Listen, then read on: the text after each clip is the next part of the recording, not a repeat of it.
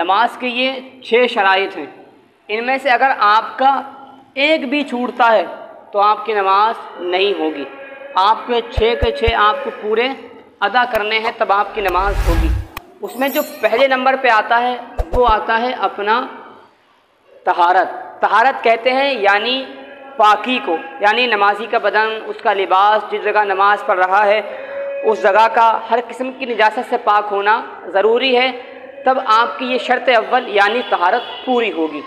پھر دوسرا اپنا آتا ہے ستر عورت، یعنی کہ ناف سے لے کر گھٹنوں تک چھپانا، یہ شرط ہے، اور اگر یہ چھوٹا تو آپ کی نماز نہیں ہونے والی۔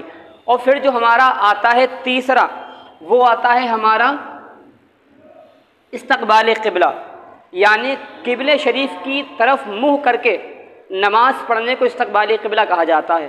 اگر آپ کا چہرہ، آپ کا سینہ، اگر یہ شرط نماز میں نہیں پائی گئی تو آپ کی نماز نہیں ہوگی۔ ہاں البتہ اگر آپ مسافر ہیں، کہیں پھنس گئے ہیں، تو وہاں آپ کو جہاں آپ کا دل جم جائے وہی آپ کے لیے قبلہ ہے، مگر آپ جب ایسی جگہ ہیں کہ جہاں آپ کو قبلہ معلوم ہے تب آپ ایسا کریں گے تو آپ کی نماز نہیں ہوگی۔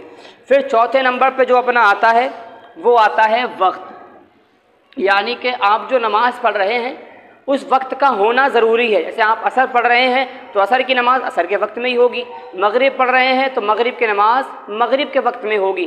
یہ نہیں کہ آپ عصر کے وقت میں مغرب پڑھ لیں اور عشاء کے وقت میں ظہر پڑھ لیں، تو ایسا نہیں ہو سکتا۔ تو وقت کا ہونا بے حد ضروری ہے۔ اور پھر پانچواں ہمارا رہتا ہے نیت، یعنی دل میں، پہلی بات تو دل میں جو نیت ہے وہ دل کے پکے ارادے کا نام ہے۔ دل میں جو آپ کی نیت ہے وہی آپ کی نماز ہوگی۔ مثال کے طور پہ آپ نماز پڑھنے آئے ظہر کی اور آپ کی زبان سے عصر نکل گیا تو آپ کی نماز ظہر ہی کی ہوگی، کیونکہ آپ کے دل میں ظہر ہی ہے اور آپ ظہر کے لیے آئے تھے، یہاں زبان کا اعتبار نہیں۔ تو نیت کا ہونا یہ شرط ہے۔ نمبر 6 اپنا آتا ہے تکبیر تحریمہ، یعنی کہ اللہ اکبر کہہ کے نیت باندھنا، اسے کہتے ہیں تکبیر تحریمہ۔ اب اگر ان میں سے ایک بھی چھوٹتا ہے تو نماز نہیں ہونے والی، اس لیے یہ 6 کے 6 پورے ہونا ضروری ہیں، تب آپ کی نماز کمپلیٹ ہوگی۔